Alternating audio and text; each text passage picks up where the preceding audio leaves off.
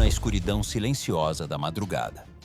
4h20 da manhã, quando a maior parte da cidade ainda dormia, agentes federais invadiram em simultâneo um armazém silencioso em Laredo, Texas. Do exterior, nada parecia fora do comum.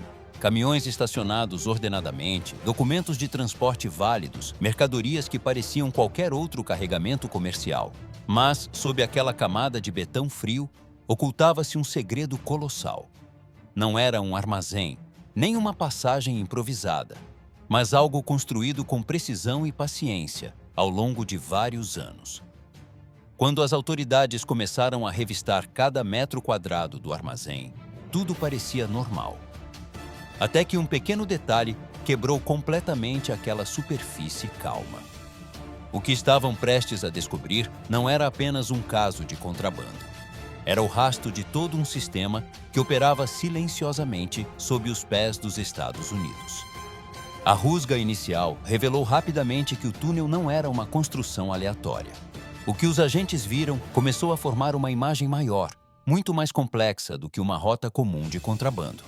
Não era um caminho escavado à pressa para transportar alguns fardos. Fazia parte de um sistema bem desenhado, que funcionou silenciosamente durante anos sem levantar quaisquer suspeitas. Os caminhões que entravam e saíam do armazém transportavam artigos familiares, vegetais, alimentos congelados, bens de consumo. Todos vinham acompanhados de documentação legal, rotas válidas e pertenciam a empresas de transporte devidamente registradas. A superfície tratava-se apenas de remessas comerciais normais, mas era precisamente essa normalidade que servia de camuflagem perfeita. Essas empresas aparentemente legítimas tornaram-se elos cruciais numa rede transnacional de contrabando. Aproveitavam as brechas no sistema de controlo, utilizando documentos falsos e processos de transporte ilegais para ocultar atividades ilícitas. Não eram apenas drogas que passavam por aqui. Fluxos financeiros, transações obscuras e empresas de fachada também se formaram silenciosamente, criando uma cadeia de abastecimento fechada, existente no seio da economia legal. Enquanto os agentes seguiam os elos do sistema de transporte, noutro local, começaram a surgir sinais alarmantes. Os hospitais no Texas, Novo México e Oklahoma registraram uma vaga de overdoses de metanfetamina, que aumentou de forma invulgar num curto espaço de tempo. O que preocupava as autoridades de saúde não era apenas o número, mas a simultaneidade destes casos. Áreas que raramente enfrentavam problemas graves de abuso de metanfetamina, especialmente pequenas cidades e zonas rurais, tornaram-se subitamente focos críticos. Os médicos rapidamente notaram um ponto comum aterrador. A metanfetamina que causava estas overdoses tinha uma pureza invulgarmente elevada, muito superior a tudo o que tinham visto antes. Não era um produto de pequenos laboratórios rudimentares. As hospitalizações ocorreram quase em simultâneo, espalhadas por uma vasta área, indicando que não se tratava de uma coincidência ou de lotes maus aleatórios. Todos os sinais apontavam para uma coisa. Por trás destas overdoses estava uma operação de distribuição organizada, calculada e implementada segundo um plano rigoroso. E foi nesse momento que os investigadores começaram a compreender que enfrentavam algo muito maior do que tinham imaginado inicialmente. A partir das overdoses aparentemente isoladas, a DEA começou a rastrear a cadeia de distribuição. Amostras de metanfetamina recolhidas em vários locais revelaram rapidamente um denominador comum impossível de ignorar. A pureza era quase idêntica, o que indicava que não vinham de fontes dispersas, mas de um sistema de produção centralizado e rigorosamente controlado.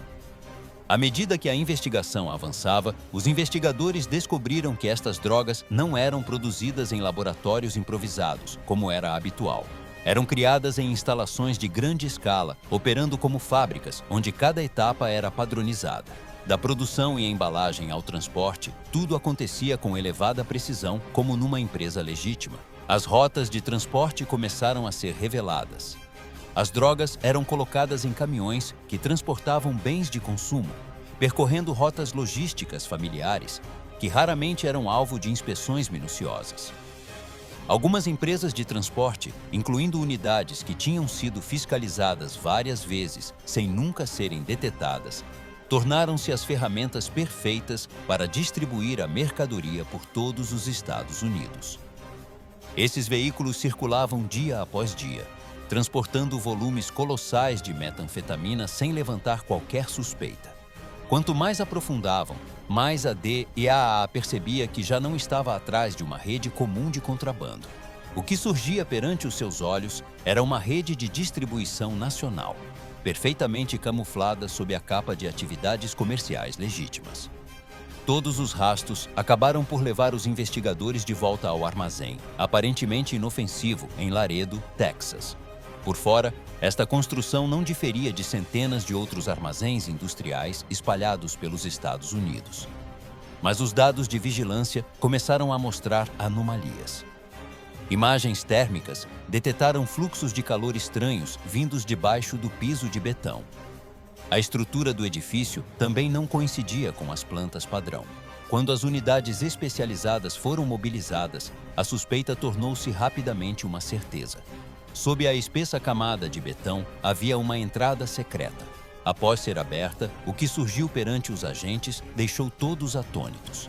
Um túnel subterrâneo solidamente construído em betão e aço, estendendo-se por mais de 1.400 pés. Este sistema não tinha nada de rudimentar. Estava totalmente equipado com iluminação, ventilação e meios de transporte elétricos compactos, suficientes para movimentar grandes volumes de droga de forma rápida e discreta.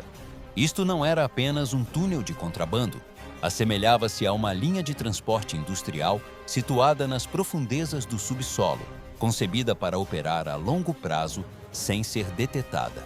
Após meses de vigilância e recolha de provas, as agências federais agiram em simultâneo. As rusgas ocorreram ao mesmo tempo em vários locais, detendo uma série de indivíduos e expondo uma rede que operava sem sobressaltos há anos, sob uma fachada de legalidade. Terminadas as rusgas, a verdadeira escala da rede começou gradualmente a vir a lume. O que as autoridades descobriram não foi apenas droga ou rotas de transporte sofisticadas, mas também uma camada de proteção muito mais perigosa. A investigação revelou que esta operação de tráfico foi protegida durante anos pelas próprias pessoas responsáveis por a travar. Subornos eram pagos regularmente a vários funcionários, tanto a nível federal como local. Quantias suficientemente pequenas para não atraírem atenção, mas suficientemente elevadas para garantir o silêncio e a cooperação.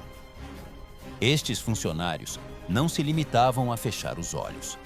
Ajudavam a falsificar documentos, facilitavam a passagem de carregamentos por postos de controlo cruciais e protegiam a rede de interferências das autoridades policiais.